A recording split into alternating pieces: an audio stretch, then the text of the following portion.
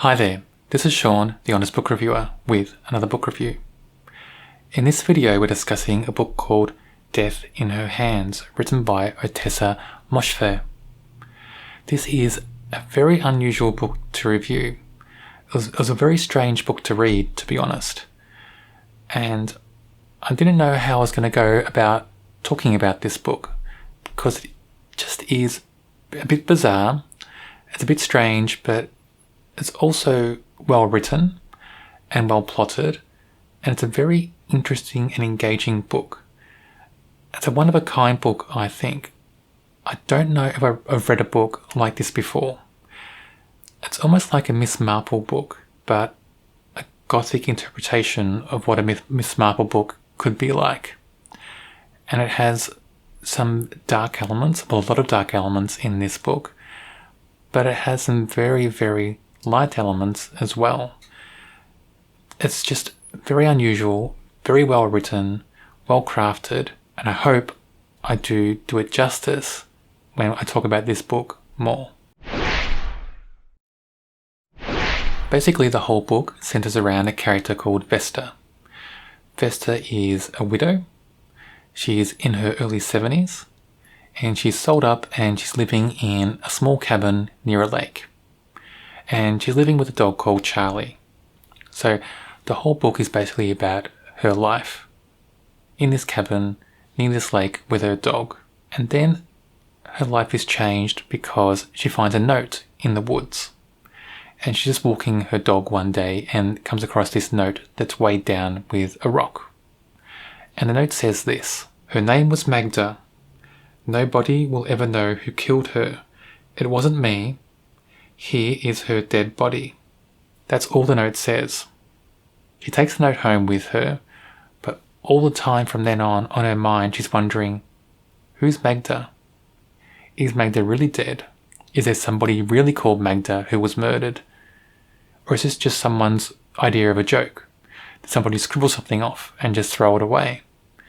Is somebody just playing a practical joke on her, or just on anybody who come across the note? But as the story goes on, she convinces herself that there is a Magda, and Magda really was murdered. And she starts coming up with this whole character profile of who Magda is. Magda's a runaway girl. She was overseas working at McDonald's because McDonald's is hiring all these foreign workers to work there because nobody else wants to work there. Magda escaped from that, doesn't want to go back overseas. And so she's kind of living in America on the run from immigration. And she seeks refuge in somebody's home and that person murders her. That's this whole scenario that starts building up in Vesta's mind. And she starts investigating it as if it's a real crime. And that's, I guess, where the cozy mystery kind of angle comes into it. But it's not a real cozy mystery because we don't even know if there's a real crime. We don't even know if Vesta's imagining this. Is she reliable in her thoughts? She's in her 70s. Is she, slowly getting a bit of dementia? What's going on with Vesta herself?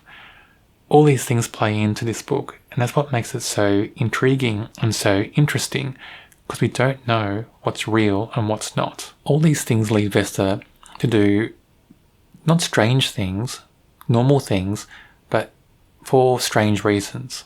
So she goes to the library and she starts investigating on the internet, trying to find out if there's somebody called Magda in the area who died or is missing. She starts wondering who could have been responsible and makes up names for suspects. And she starts investigating those suspects. There's one scene where Vesta helps this lady who's in town. This lady's locked her keys and her purse in her car, and Vesta offers to take her back home so she can get her spare keys, then come back and get her car. While they're talking in the car and also in the lady's house, Vesta starts to imagine that this lady is the person that was harbouring Magda in her basement, making Magda pay rent for this basement room, and this lady and her son were mistreating her, like not feeding her properly or keeping her locked away or charging her too much for rent. And then something happened and either the woman or the son killed Magda.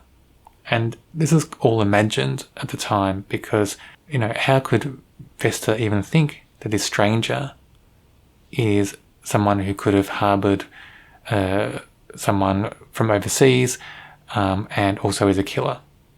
We just can't rely on Vesta's thoughts at this stage, but Vesta is convinced that it's happened. And there are a few other scenes like that through the book, where Vesta convinces herself about something for no good reason. There's no real evidence or logic to the thoughts, but they make perfect sense in Vesta's mind.